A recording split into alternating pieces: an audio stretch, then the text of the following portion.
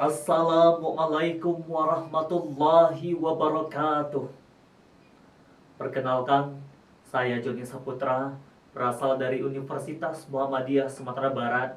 Pada kesempatan ini, izinkan saya untuk menyampaikan pidato dalam rangka Lomba Pidato Tingkat Nasional yang diadakan oleh Universitas Negeri Padang. Dewan juri yang saya hormati, senantiasa kita bersyukur kepada Allah Subhanahu wa Ta'ala yang telah melimpahkan nikmat dan rahmatnya kepada kita semua, sehingga kita selalu berada dalam keadaan sehat walafiat meskipun di tengah pandemi COVID-19. Dewan juri yang saya hormati, rekan-rekanku yang sebangsa dan setanah air, izinkan pada kesempatan ini saya membawakan sebuah pidato yang berjudul Toleransi untuk mencegah konflik sosial yang berbau sara di tengah pandemi COVID-19. Hadirin yang saya banggakan, Indonesia adalah suatu negara dengan latar belakang yang berbeda-beda, berbeda adat istiadat, suku, bahasa, maupun agama. Hal inilah yang membuat Insinyur Soekarno pernah berkata, "It was the concept of nationalism that Indonesia was established on. It's not about Javanese, Borneo, Sulawesi, Bali, or others. This is about Indonesia togetherness, the foundation one nation state."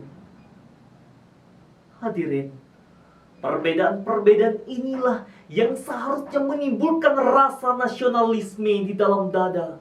Bukan tentang orang Jawa, bukan tentang orang Sumatera, tetapi tentang bersama-sama melahirkan satu kesatuan nasional.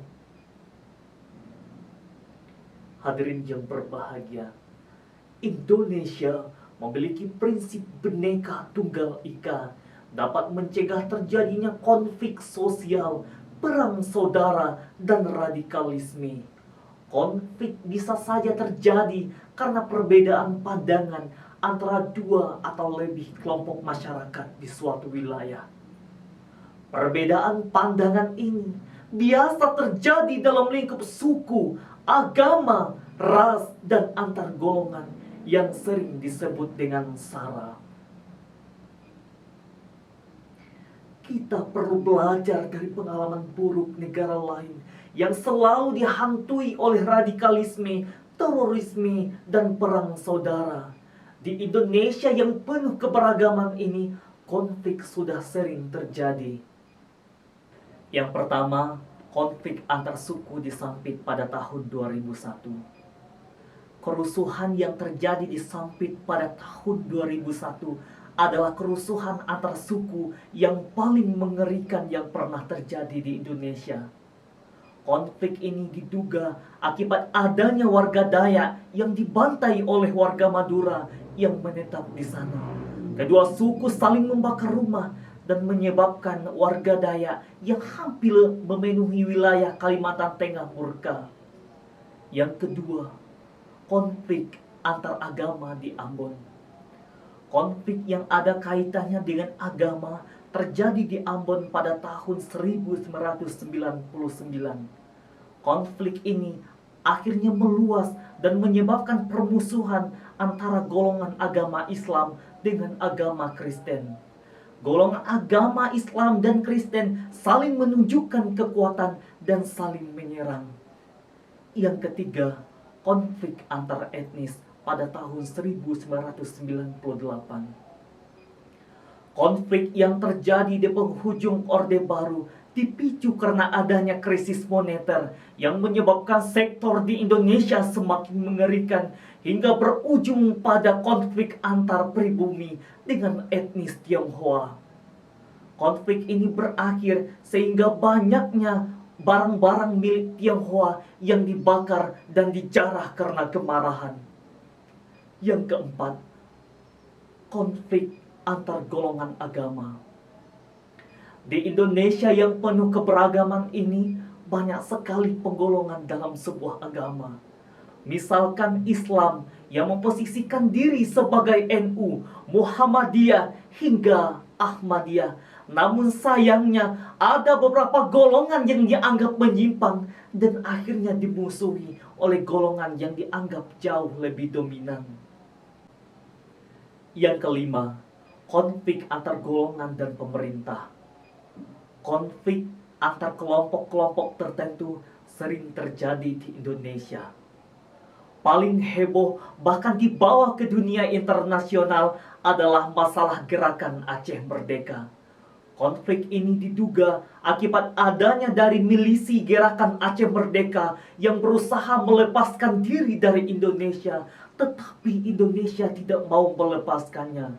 Hingga adu kekuatan terjadi selama bertahun-tahun dan akhirnya konflik ini reda ketika adanya sebuah keputusan yang menyebabkan Aceh menjadi daerah otonom khusus. Dewan Hakim yang saya hormati, rekan-rekanku yang sebangsa dan setanah air yang saya banggakan. Hari ini, di tengah pandemi COVID-19, mari kita belajar dari konflik yang pernah terjadi agar hal mengerikan ini tidak terjadi lagi di masa depan.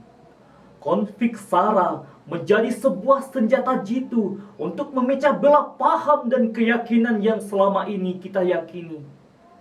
Keberagaman yang seharusnya menjadikan kita bersyukur kepada Allah, karena keberagaman merupakan khasanah bangsa untuk membentuk pelangi kehidupan yang lebih indah dan bermakna, saling mengisi dalam bingkai Pancasila yang jaya. Dengan Pancasila dan Undang-Undang Dasar tahun 1945 dalam bingkai NKRI dan Bhinneka Tunggal Ika, dapat terhindar dari kerusuhan dan konflik sosial. Dengan berideologi Pancasila, kita dapat hidup rukun dan bergotong royong memajukan negeri. Bangsa Indonesia akan tetap utuh dan tetap jaya jika memiliki kepribadian Pancasila. Dengan memahami nilai-nilai Pancasila, akan timbul semangat nasionalisme dan toleransi. Hadirin rekan-rekanku yang sebangsa dan setanah air yang saya banggakan. Lebih kurang selama 2 tahun kita dilanda oleh pandemi COVID-19. Bencana ini telah meluluhlantakkan perekonomian, pendidikan, hingga kekompakan, persatuan dan kesatuan bangsa kita. Di masa ini, yang kuat menjadi semakin kuat dan yang lemah menjadi semakin lemah. Seharusnya bencana yang melanda menjadikan kita semakin bersyukur kepada Allah untuk saling bahu-membahu memajukan bangsa dan negara Indonesia. Sebagai kesimpulan hadirin, bangsa ini harus dicegah dari proses disintegrasi bangsa. Masa lalu, mari kita kubur sedalam-dalamnya untuk mengembangkan semangat nasionalisme dan Pancasila. Bahu-membahu memajukan bangsa meski di tengah pandemi COVID-19. Hadirin yang berbahagia, belum pernah tercatat dalam lembaran sejarah emas menghujan dari angkasa. Pantai pun tak pernah berpasir mutiara. Allah tidak akan pernah merubah nasib suatu bangsa sebelum bangsa itu berusaha mengubahnya sendiri. Oleh sebab itu, mari kita bangun bangsa dan negara kita dalam segala bidang. Meskipun di tengah pandemi COVID-19, kita tetap berjuang, bekerja keras, bahu-membahu, toleransi dan tolong-menolong. Toleransi adalah kunci untuk membuat kita menjadi negara yang makmur dan berdaulat. Hadirin rekan-rekanku yang sebangsa dan setanah air yang saya hormati, demikianlah yang dapat saya sampaikan. Mudah-mudahan memberikan manfaat bagi kita semua. Terima kasih. Assalamualaikum warahmatullahi wabarakatuh.